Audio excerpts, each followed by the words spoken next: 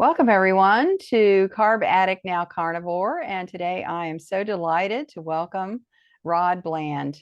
He is a health and fitness coach who likes to talk about eating the carnivore way, strength training, and psychology. And Rob, I can't wait to ask you about those three. He has a great YouTube channel called Stay Strong, Live Long. Welcome, Rob. It's my pleasure to be here, Lana. Thanks for having me on your show. I saw your YouTube channel and I thought, I got to get that guy. We've got some stuff to talk about here. Yeah, I Yeah. appreciate the invite. Actually, I think you were the first person, because it was quite a while ago that we booked this in. I'm pretty sure that you were the first person that's actually reached out to me. So, I don't know if you realize how much encouragement that gave me at the time, because my channel was still quite new. So Well, I'm glad to be great. here. Yeah, I'm glad to hear that. I've been out of pocket because the Hurricane Idalia, hit my house, and I ended up not being here for a month while I was waiting for repairs. And so there was like, I started the channel, put up 2 videos, and disappeared. Uh, Not yeah, ideal, but I'm back now, and I'm so excited to start getting things, rolling again. So great. let's start off by just talking a little bit about how you got interested in carnivore. Where did that come from? Well, let me also preface this, because you did mention I help people with coaching. So I'm not a medical professional. I'm not qualified in any way. All it is just my experience. That's really all I have. So as far as carnivore goes, I, like a lot of people, saw the interview that Dr. Jordan Peterson did with Joe Rogan on his podcast. And it was actually the second time that I saw it, which made me take the leap. So the first time when I watched, I thought, oh, that's interesting. Like, he's just eating meat only. And with what I knew about nutrition, I'd been following a low carb diet for a long time anyway. I thought, well, that actually makes a whole lot of sense from an elimination point of view. And he's managed to solve all these health issues that he had. And he looks really, really healthy. And then I think I saw it again a few months later, and I thought, that's it. I'm going to do that. Like, he's got so much vitality. I just want some of that. So it wasn't that I really had anything that I was trying to solve as far as my health goes. There were some things, like I'd lived with sciatica for quite a long time. I had some irritable bowel. I just thought that having diarrhea and constipation occasionally was like a normal part of life, getting gassy and things like that. So I thought, okay, well, let's try this out and just see what it was. And actually, it was probably not so much tried out as like, I'm one of these people who's like, I'm just eating feet first, right? So it was cold turkey. The very next day, it started just eating meat only. And, that's how I got started anyway. Thanks to Jordan Peterson. Okay, Jordan Peterson. I didn't really know about Jordan Peterson until I was already carnivore. But wow, he and his daughter Michaela, they are just amazing out there talking about carnivore and the benefits of eating carnivore and all that. I'm really have a lot of respect for them because they get a lot of heat for that. Yeah. Um, so how long ago was that you started? I think it was June. Yeah, like the middle of the June. So yeah, it's just a bit past 4 months that I've been eating that way. Predominantly, like 95% of how I eat is that way. Okay. So how have you found it? Well, what's been your changes? Well, it's only really been in the last few weeks that my sciatica is gone, which is great because I've had it off and on for a long, long time. And initially I thought, oh, this isn't really helping with this at all, because 3 months in, I was still could barely walk, right? Like, I was okay as long as I didn't move too fast. And once I started to move faster, that was a problem. Mm. But now I can jog, I can run, I can jump, so I can do a lot of things that I could not do before. I think the thing that I most enjoy is not having any sort of tummy or bowel issues at all. Like, they're just completely gone. And I think this is one of the things that a lot of people mention. And, some people have said to me, oh, you need to have fiber, otherwise you're going to have issues. It's like absolutely zero problem. So it's very nice to be able to go to bed and feel completely comfortable in your tummy, rather than having to deal with whatever you've just eaten. So I enjoy that aspect of it. So as far as, mental acuity is a lot better. I'm a lot sharper. I can concentrate for a lot longer. And it's just nice and simple. Like I feel way more vital. I can do better things in the gym. I can lift more. I have a lot more stamina when I do workouts. The simplicity of it is I really enjoy as well. So it's really, I feel like I'm actually investing in food that is very nutritious and there's very little waste, but it's also really simple. So I've sort of accumulated a bunch of recipes, a bunch of things that I like to cook, and that's just what I do. And it's just so much less time for me thinking about food. I like to, I'm one of these people that's like, I just want to get it done because eating is like a task that just needs to get done to fuel my body so I can do other things, right? So eating the carnivore way just allows that so much easier. And I thought maybe I might get bored with things and would have to have some variety. So initially I bought like lots of different cuts of meat and lots of different things. But as it turns out, there's generally just a few meals that I like to eat and I just eat them over and over again. I'm still not sick of them. I still look forward to eating those things. Yes, that's been my experience too. The need for variety is getting less and less as time goes by. And I've been carnivore for 9 months now. So yeah, I've heard a lot of people say that. So what brought you to low carb initially? What was it that was it keto that you were doing? Yeah. So I was following mostly a ketogenic diet. What brought me to that? That's a good question. Yeah, I can't say that I know for sure. I think I've always been interested in metabolic health. So I think at some stage I've run across some information about the relationship between, your heart, health of your heart and carbohydrates. And I think I sort of reached the conclusion, well, if you can eat less carbs, it's a good thing, right? That was pretty much the message that I kept seeing. I think it was probably Dr. Ben Bickman. I think I was probably ran across some of his work on YouTube, and he talks a lot about metabolic health and the role of insulin in metabolic health as well, and how that all relates to heart disease. Anyway, so I was interested in, okay, well, I'm getting older now, like I'm 52. So I thought, well, this is a way that I can ensure that I'll be healthy as I get older, rather than going the other way. So that's sort of what I think led me to keto. And then, but there's still a lot of, it's still a lot of things that are really optional with keto. And it was still kind of complicated. You're allowed to have up to 20 grams of carbs, where in my head, it's just easy to go, well, just don't do any carbs at all. There are a little bit of carbs in some things, like even like eggs have a little bit, but it's like, I don't need to think about that. I just go, okay, well, it's just animal products. That's it. That's really simple. And that's what works well for me. Yeah, that it seems like so many people I've talked to were originally keto and then went to carnivore, just for one reason or another. Keto wasn't enough, and they went on over. I did keto years ago.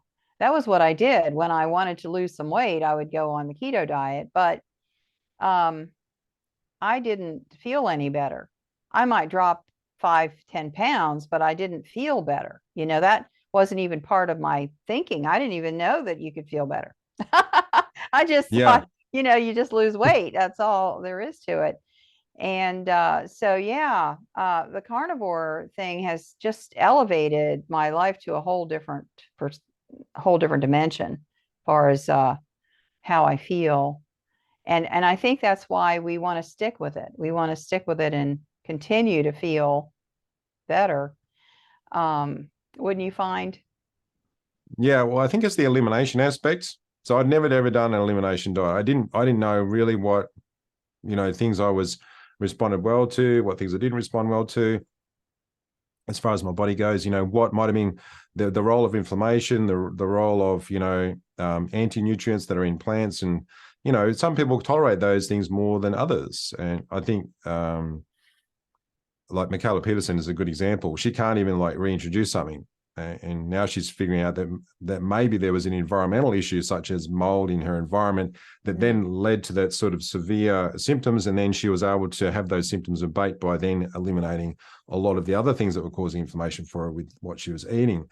And I had no knowledge of that. So yeah, this elimination aspect of carnivore, which I think is really valuable for a lot of people, it gives you it allows you to sort of get to a set point, a baseline of, you've got, like any good experiment, you've got as few variables as possible, and just change one of the variables to understand, okay, this is what I make a hypothesis. Okay, I think I might be possibly allergic to certain foods. Well, eliminate those foods for a period of time, allow your body to heal.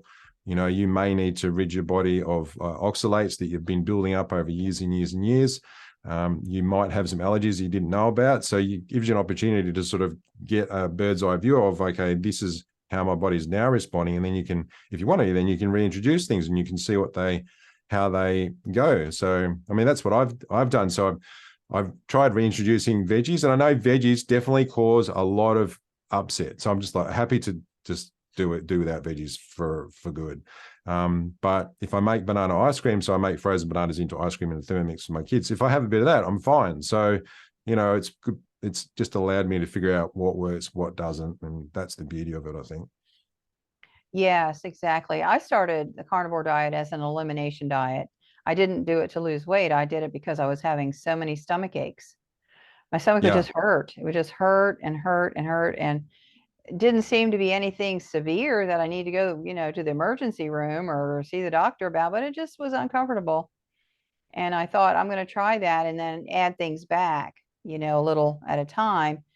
But when I found out how much better I felt, I thought, you know what? I think I'm going to stick with this.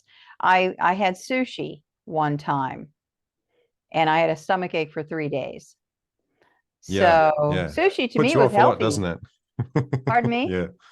It does put you off when you're like, okay, that's it. That does not work. We're not going to do that again. Yes. After going through that pain for 3 days, it just took away my desire to cheat, quote unquote, cheat, because what I realized at that moment was that there were things that I was having a bad reaction to that I had no idea was causing it. Yeah. To me, sushi was one of the healthiest things I could eat. Yeah. Yeah. I had the rice. same experience with erythritol. So erythritol is a sweetener that's in a lot of things, right? It's in soft drinks and whatnot, even in protein powder. So I don't have any supplements or protein powder or anything like that anymore. But the protein powder that I did have was sweetened with erythritol. And Oh, excuse me, my battery's running out. I got to run get okay. I forgot my cord. Sorry about that. Boy, we're having That's all right.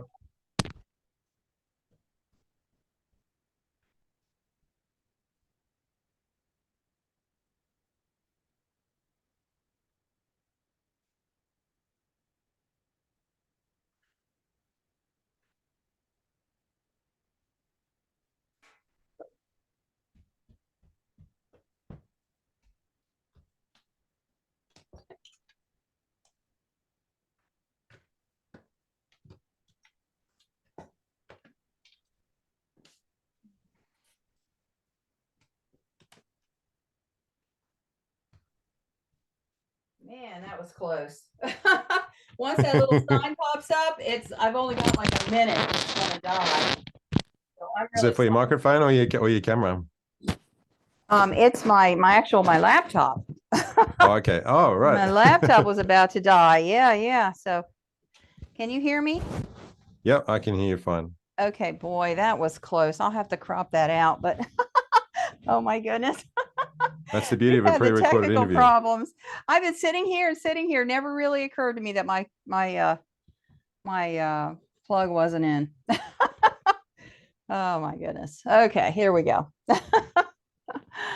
So I'll start from when I was talking about I had a similar experience. That'll make it easy for you. And you know what else? Now you can just look for the spike in the audio. Okay.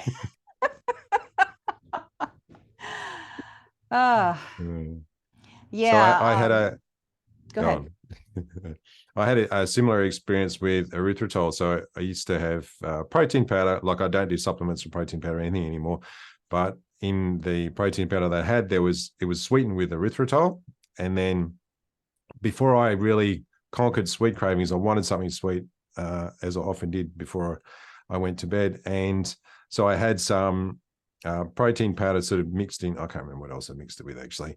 Anyway, the reaction that I had, like, the next day was horrific. So I'm like, okay, I'm not doing that anymore. It was like I'd become highly sensitive to it. I don't remember being quite that sensitive, like it causing that sort of level of diarrhea. But yeah, it was like, okay, that's it. I just can't have that. And then even more recently, like a week ago, my wife had bought me like a really small like energy drink kind of thing, I think, because we were going on a long drive, and that had erythritol, and that caused a problem too. Like, it just seemed to ferment in my stomach. It was like the enzymes that I did have that could digest that are no longer there. So I'm like, okay, that's it. Just forget about that. Yeah, that's a good example, because artificial sweeteners are problematic. They really are. I mean, I don't know why they think they have to. Well, it's money, of course, but it really doesn't help. It causes so many other problems, and it also causes sugar cravings. Yeah. So it's kind of like self-defeating. Why would you why would you use the artificial sweetener? It's going to make you want more sugar. That's a really miserable way to live. So you said you were used to eating sweets at night. So Yeah. how did you stop that habit, or do you still do it? So, well, the habit that I had was when I'd finished work. Well, there was a few habits that I was glad to be rid of, but one of them was I'd go and buy a little tub of ice cream, and sometimes it would be one that had artificial sweetening in, like one of those keto ones, that are like low calorie. Yeah. And then sometimes it wouldn't be. Anyway, there was this. And it became like a daily thing. So after work, I'd have to go, walk to the shops, bring that back, and then after I switched to carnivore, I switched to something that was no, it was when I was doing keto. Then I switched to something that was like lower carb, artificially sweetened, and then when I switched to carnivore, and it wasn't until I actually had a really bad reaction. That was probably the thing that caused me to go, okay, I just can't do this anymore. It wasn't that I wanted to give up the sweet things, because I wasn't prepared to do that at that point, but I had to because of the bad reaction I had, developing diarrhea from that. So, and then I started looking at, okay, well, what can I replace that with? And I realized that I couldn't do that with anything that was artificially sweetened, and I didn't want to obviously do it with sugar, because there's a whole lot of carbs, and just sugar itself isn't a great solution. So I just went cold turkey, and I replaced having something to sort of eat like just with butter, and it was a little bit rough for a couple of weeks. So the cravings were still there. They didn't go away. I just had to acknowledge the fact, well, they're not going to go away straight away, and just deal with it. And certainly so if I did feel like I really wanted something, I would have some butter, and that helped. And that just sort of allowed me to get over the hump. So it got to the point where the cravings weren't there. And I still do have a bit of butter sometimes at nighttime, because I'm trying to eat a lot earlier, because I go to bed quite early, like around 8, 8:15, 8:30 at the most. And so I want to try to have at least a 2-hour window from when I last eat to when I actually go to bed. So I'm not digesting anything when I'm trying to sleep. So I found that butter is a good sort of stand-in if I've eaten quite early, which per plan, like 5:30, then I might have a little bit of butter around about 7:30, and that generally helps me sleep. But it also just, if I do feel like I just want to, nibble on something, then that's my go-to now. Cold butter. Yeah, Yeah, cold or warm. Yep. cold or Yeah. warm. That's been my go-to too, is cold butter. I don't need it as much as I used to, but I would I would actually slice a stick of butter, put it in a bowl with a lid, and then I'd pop the lid and pick out a slice of cold butter.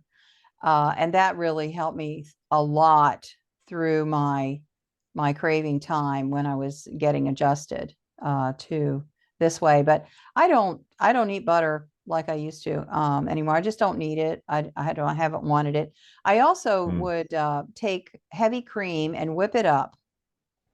And sometimes I'd put it in the freezer, but it wasn't sweet. Sometimes I would put electrolytes in it and make it a little bit salty, but just the fact that it was cold, was to me satisfying, but I don't even need that anymore. Things have just fallen off, that I'm good. I don't think about it. I don't really want it. And so I always encourage people, just give it time, because you can do something to like a stopgap for now, with the butter, which I used to carry butter in a little cooler with me sometimes, just in case I didn't want to be tempted to go to McDonald's. That was my go-to. So yeah, I don't have to do that anymore. Very thankful for that. That's So great. That's a good tip to having something cold. Actually, I like things that are cold too. So, but I've never done anything with, I think that's why I like cream. So I will still binge on cream if I'm given the opportunity. So I can't always like go and stock it in the fridge, because I know that I'm just going to eat it. And I might have half of a container, and then I'll say to one of my boys, okay, the rest of it's yours.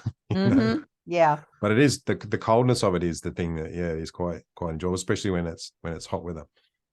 Oh yeah, absolutely. Having something cold has been that was one of the biggest hurdles for me for dieting, was not getting something cold, and ice didn't do it for me, or ice water didn't really do it for me, until I discovered cold butter and putting whipped cream in the freezer.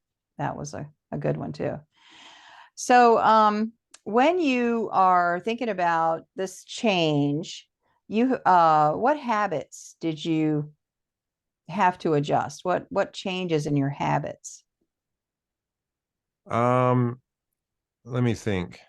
So yeah, there's a couple of habits that I made more regular that weren't quite as regular. So one was just moving in general. So anyone I ever talk to, it's like, it's really important that you move. Exercise can be a dirty word for some people. So I like to think of it as just move, like whether you work out or whether you walk or whether you lift weights or do gardening or housework, whatever. So I used to go for a walk at lunchtime sometimes, like in the middle of the day, and now I do that every day. Like that's become a new habit that's always every day, except for on the weekends. So during the week, during the normal work schedule, and on the weekends, it doesn't always work out because my schedule with kids is all over the place. So that's one. And yeah, I mean, the other, it's more about eliminating habits that weren't working for me. So the one having the sweet treat after work, that's gone. When I used to go on a long drive, I would stop at the service station and buy, an energy drink and like one of those protein bars, that's fully processed, buy one of those. And then I initially replaced that by swapping out the protein bar for one of those meat sticks you can usually buy at the gas stations. And then I switched out the energy drink for just like a sparkling water. And now I just get a sparkling water if I am going to get something. So I've kind of just replaced that. So the habit is still there to buy something like a treat, but that's the treat now, the sparkling water. And the other habit is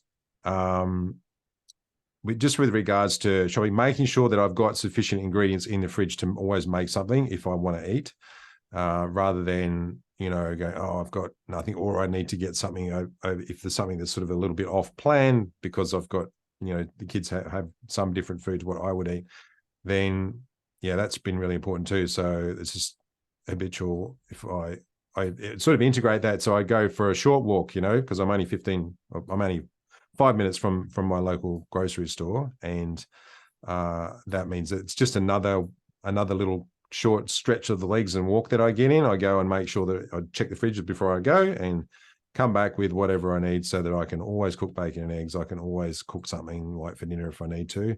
And whereas before I would just, let things run out and use whatever was around. Oh, that is so important, to be prepared and to think ahead, because one of the biggest hindrances to me was nothing in the house to eat. Let's just call out for pizza. Yeah. Yeah. And that isn't even that isn't even on the radar anymore. It never even comes into my mind, Yeah. because I always have something in the fridge, and it doesn't mean, my fridge is mostly empty now. It's crazy. Mm, How mm. little is Yeah. in there. Yeah, my cupboards have gradually gotten emptier and emptier now as I've there's been processed food in there and I haven't replaced it. Yeah, the only thing that's sort of that I don't generally eat is when I've got the small children around. They still have things like strawberries and berries and apples but they're all single ingredient foods that they enjoy, and my older sons like them as well. So I do have those things sometimes, and then I have a period of time where it's just me, and then my fridge becomes like what you said, becomes quite sparse, but it's just like one shelf might have a pork loin roast that's drying, another shelf might have 2 kilograms of ground beef, and then the other shelf has got the bacon and eggs. It doesn't seem like much, but in reality, that's like enough food for the next 3 or 4 days. Absolutely. And I feel like I'm eating better. I'm eating more, nutrition than ever with less, a lot less. And so when somebody comes into because we're talking about carb addiction on our show here, when someone comes into that craving stage, which we all have been through, what would be some key things you would tell them, maybe psychologically, doesn't necessarily have to be with a habit or food, to help them to get through it? Well, there's a couple of things. So I really, community is very important. So if you are doing things by yourself, it's super tough to do things by yourself. So, if you have a buddy, someone else that you are actually, switching your diet with, that's really useful. Or you have a coach, or if you're part of some online community as well, I think that's really useful. And it's just it's a place that you can turn to when you don't feel like you've got enough resources internally to sort of stick with what you're doing.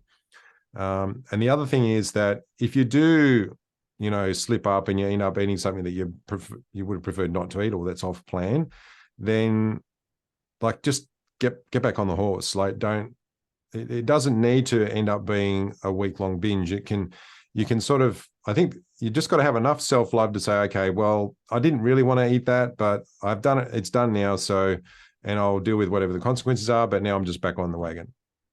I think that's probably something that a lot of people, maybe they've got that as an option, but they feel like, oh, I've always, just gone on a week-long binge after this, so I'm just going to do the same thing again. Well, maybe there's if you can just do a little bit of self-examination at that point, you can say, okay, well, yeah, but do I really need to go for a whole week again? Maybe. And I get that there are really strong cravings, which is why that community aspect is really important, but try to find something to replace it. So sometimes I heard Kelly Hogan say this, Zero Carb Life, is that there does need to be some sort of bridge for you. So if you're wanting to eliminate processed carbs and sweet foods, then maybe a bridge is artificial sweeteners for a period of time, if you can tolerate those. And then once you've kind of like, okay, well, I've definitely eliminated sugar, processed carbohydrates, that's still there. And then you can then work on that, like eliminating those. And sometimes if you try to tackle too many things at once, that can be, you can just get demoralized because you're trying to fit, if you don't have bandwidth to deal with it all. So if you can just sort of chunk it down, okay, well, let's deal with moving regularly, exercising regularly, and then get that as a habit. And now, okay, well, now let's deal with the elimination of all the processed carbs. And you might still have other carbs, fruits and veggies there, but they're not processed. I think that's a really important step, and that allows you to eliminate a lot of chemicals that your body is taking in that are probably causing you problems. And then, okay, next step is, okay, now let's reduce the carbs or eliminate fruits and veggies and see how we go. So you can kind of take it in chunks.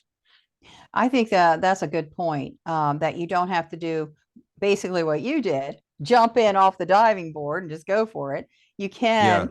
can incrementally do this as long as you can stay focused and not Yeah. get derailed. Yeah. Yeah. So if you find yourself getting derailed, then I think you do need to chunk it down. Whereas someone like me, it's like, I just don't want to spend a lot of time. I just want to go through whatever I need to go through and get to the other side as quickly as possible. And if that's the kind of person you are, then I'd say, go for it. Yeah, so a lot of people go through oxalate detoxing, and they get like flu symptoms and that kind of thing, because the body is actually changing. It's changing and adjusting, becoming fat adapted. And there's a lot of different things going on in here. So it's really important to realize that there might be some days when you don't feel absolutely great. There might be some days when you do have the, run to the bathroom 10 times in a day. There might be stuff happen, but it doesn't mean that you're on the wrong track. It doesn't mean that you're not doing the right thing. It just means that you need to give your body time to make the adjustment, because a lot of different things start happening, and the poison dumping is huge. Yeah, yeah, and it can come from two different angles. Like if you're losing weight, then there's a lot of toxins that are actually they're fat soluble, so they're bound up in your adipose tissue, and as your adipose tissue is burned for energy, then those toxins get released back into your bloodstream again, so that can make you feel ill. There's, like you mentioned, there's oxalates as well, and I'm only just learning more about oxalates now and how you can accumulate them in all different tissues in different forms, like in crystals or in smaller forms, and they take a while to eliminate. And once you stop ingesting, your body goes through a process of like purging of oxalates, which is not very pleasant. I found it interesting that even like oxalates are very, very small. They're basically they're like two very tiny molecules joined together, and some of them are actually shaped. I only just learned this yesterday, shaped with a little arrowhead on each end. They're designed, plants design these compounds so that if they're eaten, that it will cause damage to the tissues of whatever is eating that plant. So, it's worth considering. It's interesting. And then obviously when those oxalates get released back into your body again, you're going to go through a period of time where, you're not going to feel great. And that can take a long time for some people too. You might go several months and you feel fine, and then all of a sudden you're feeling like really, really not great. And it's like you mentioned, there's the healing process, and it's not always a sort of an even, steady line. You can go through periods where you'll go, oh God, I just feel awful, and I've been sticking to the program for a long time. You just have to keep on doing it. And I think once you're sort of past 90 days, I would expect that you are going to feel good for the majority of the time after that. That would be a yes, but I also went through another round of not feeling so good around 6 months. I think you get, like you come down to a level, and then you got to break through that one, and then you come down to another level and you got to break through that one. It's really odd the way your body responds, and nobody's the same. So you can't get a manual, that says, okay, I'm on week 20. Now I should, Yeah. I should be having this. You just kind of roll with it. As long as you know that you've been doing the same things, then you're fine. Just, wait it out, drink plenty of water, get rest, and let your body do what it needs to do. And I think there's a point right there, and that is the body is very smart and knows Absolutely. what you need. Yeah, we don't need to fix it a lot. Yeah. Yeah. Yeah, we do. We lose touch with what our body is telling us, because there's a lot of foods in our food system, a lot of manufactured foods that are designed to trick our brains. They have colors, they have flavors, they have smells, they have textures that are really designed to stimulate our brain, our endorphins, and our dopamine system. And that is in essence to trick what our body is actually telling us what is good for us. So I think that we can, when you get caught up in that system, and when you take yourself out of that, where you are constantly stimulating your dopamine system, now you can hear the messages, you can feel the messages that come from your body, and you've got to get used to actually understanding and going, okay, yes, this is good because now I feel good with this, or I feel like this is something that I should be doing now, should be eating. It takes a while to learn to sort of, it's almost like getting tuned into your intuition. You know, you have your own intuition, but you also, your body has messages for you as well. Yeah, such a great point. Because when we are in that feeding frenzy, which is succumbing to all of this hype and all of this brain chemistry warfare that they have, going on us. They actually put people in MRI machines and look at their brain while they eat certain things and flavors, and they're looking for the one that lights up the brain, and that's the one they're going to market and sell. So we are going counter to an entire system, a machine that is technologically geared to sabotage us in the innermost parts of our chemistry, brain chemistry. And so, blaming yourself for falling shouldn't even be in your mind at all, because you know what? They got me this time. They're not going to get me next time. I'm going to go down a different aisle in the store. I'm not going to let them do it to me again. Right. And there was a point there. Now I can't remember what it was. I got off track. Maybe it'll come back. What was our point? We got off on a tangent. We were talking about the what actually causes us to eat a certain way. Now I've kind of forgotten as well. You may need to edit this part, Lana. That's okay. Yeah. So when we are aware that we are susceptible to this kind of influence, the outside influence, the subliminal messages in advertising, and the stuff that's on the packaging. There are subliminal things on the packaging, and then the taste, things about how they're lighting up our brain and all of that. The one thing that I really have come to, and I'd love to hear what you have to say about it, the best way to win this game is to not play. Yeah. You just reminded me, you think about advertising and marketing with food, there's, especially during the pandemic, there's people were alone, or often at home. They didn't have their usual contact with family and friends. And that was a prime opportunity for advertising that showed, people enjoying time with each other and being happy and being healthy, and for those sort of messages to really have an influence on people and make them purchase the products that were associated with that advertising. So I've lost my train. I've lost my train of thought as well. What was your question again, Lana? Because I went on a tangent. It was about the only way to win this game is to not play. Not play the game. Yeah. The game. So to your point, like not playing the game is like, don't watch commercial television. Like don't watch advertising. Just don't let that into your brain. So that will have you not play that game. And then the same game is on down at the local supermarket, right? So, in my area, we have Aldi and we have Woolworths and we have Coles. They're now the Woolworths and the Coles are like the bigger chains, and they're set up with multiple aisles, skinny aisles, so that you have to get really close to the products as you're walking down the aisle. There are lots of little tags around that for deals and specials and whatnot, and all the really sweet stuff is there as you get to the checkout. So they're all geared to have you buy those really highly manufactured foods that are sweet, that you're going to want to keep on eating. Aldi's a little better because they made it so the aisles are really wide. Not that I'm an Aldi advocate, but I like Aldi, let's face it.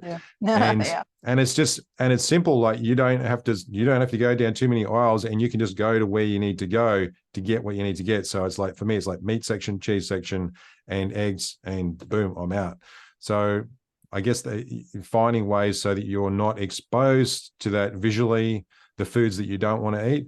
And then, then you've got other situations, like then you've got, I guess that's the big game that manufacturers play with us, food manufacturers play with us. And then it's just a matter of, how do you deal with social situations where you might be, inclined to go off plan, or is it is it okay for you to do that, like working that out. But I think the you'll get 90% of the way there if you can not watch commercial advertising that is trying to sell you food that you don't want, and just, where you're actually shopping as well. And maybe the answer for some people is don't shop, actually get it delivered to you as well.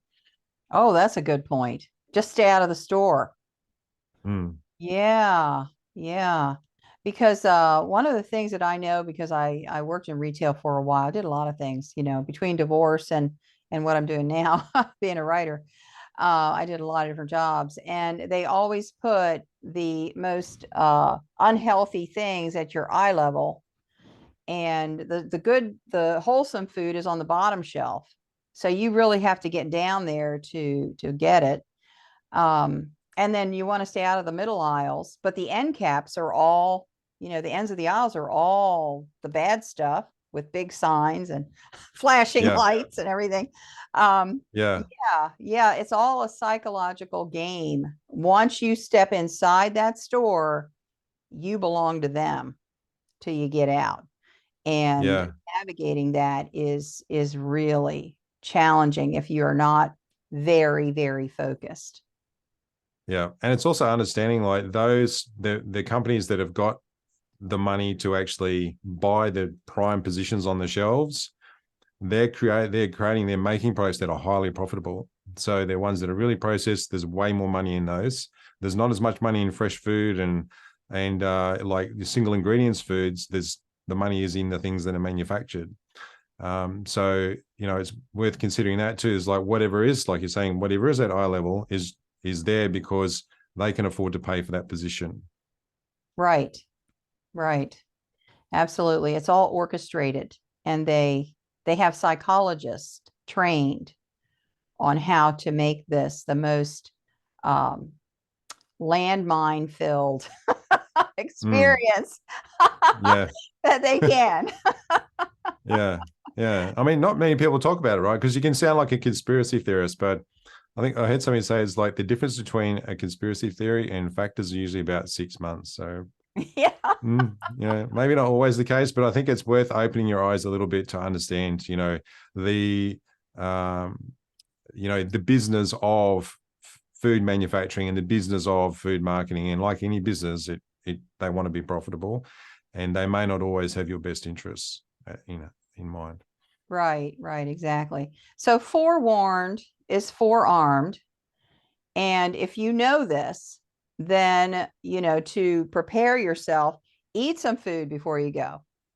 Don't go in there hungry. Never go in there hungry. And be ready to go get what you want and get right back out, not wander through the aisles and just, you know, graze. Yeah, yeah. Have Grazing, a list. I always have a list. You go, list on a my phone, list, yeah, boom, get what I need, get in, get out. and get out. Absolutely. Well, is there anything else you'd like to add before we finish? Uh, well, I guess for anybody who's, considering changing their diet, they're looking at improving their health, and they're looking at the carnivore way of doing that, or something, a ketovore or ketogenic, then I always say to people, like, don't believe what I say, don't believe what Lana says, just follow the evidence. I mean, there are plenty of medical doctors who have been in clinical practice for a long, long, long time. And fortunately for us, they do have YouTube channels. They talk a lot about their, what they understand, what they know, their experience. So there's a lot of people often say, oh, there's no science behind this, or there's no long-term studies. Well, the thing is, there's no science and long-term studies for any particular way of eating. So because there is an inherent problem with epidemiological studies, observational studies, because people they don't always accurately recall what they ate. So you're never going to see that. And then to actually to do a study where you absolutely control every single thing that somebody eats, I think there's an ethical issue there. So they can't do that either. So I suppose don't wait for the science to catch up, because it may not. But I think there is definitely plenty of anecdotal evidence. There's plenty of clinical evidence now if you just take the time to listen. And the information that we are getting from our from like big corporations and also from our own government, health bodies, etc., is lagging behind a long way. And I think some of that is apathy, and some of that is the influence of lobbying, and other big fooders lobbying for particular points of view to be presented within government. So I guess you've got to look outside of what you might consider to be the mainstream source of information, so mainstream media, mainstream government organizations, and do your own research. And then, just think, like, look at the evidence and go, okay, well, does this make sense to me or does this not? And then if you are going to do it, well, don't just try it for a week. Like, really commit yourself to going for at least 60 to 90 days. And then I think you'll, for most people, it can make a massive difference to their health. So do it for your health as well. That is such a good point. This carnivore lifestyle is the only one that I've ever seen that doesn't have anything to join, no special food to buy. There's no package that says carnivore on it. There is just meat. It is right off the animal, one ingredient. Nobody is processing it. There's nothing to win or gain by promoting this lifestyle because we don't own it. We don't have a stock in any company that promotes it. It's just that simple. And try it. Just try it. You'll be surprised at how much different you feel. So, Rod, thank you so much for being with us. I appreciate it. It's been my pleasure, Lana. Thanks for having me on your show. Thank you. And thank you for joining us. See you next time. Bye.